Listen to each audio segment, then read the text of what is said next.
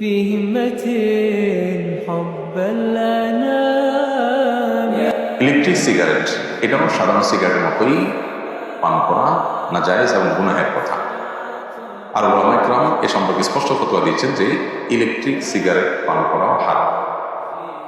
Electric cigarette বের হয়েছে আমরা জানি, আজকাল অনেকে পান করে, এই ধূমপান করেন।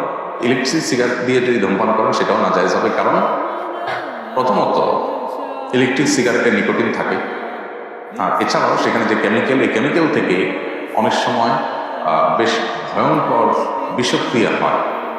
এ ব্যাপারে বিশ্ব স্বাস্থ্য সংস্থা পর্যন্ত জানিয়েছে যে এই ইলেকট্রিক সিগারেট মানুষের স্বাস্থ্যের জন্য ভয়ঙ্কর ক্ষতিকর। সাধারণ সিগারেট যেরকম ক্ষতিকর, এটাও ক্ষতিকর, বরং কোনো কোনো ক্ষেত্রে এটার ক্ষতির আশঙ্কা অনেক বেশি থাকে।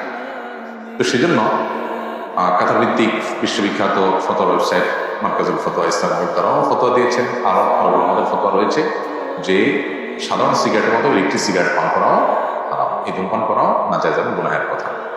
বিধায় এটা থেকে আমাদের বেঁচে থাকতে হবে।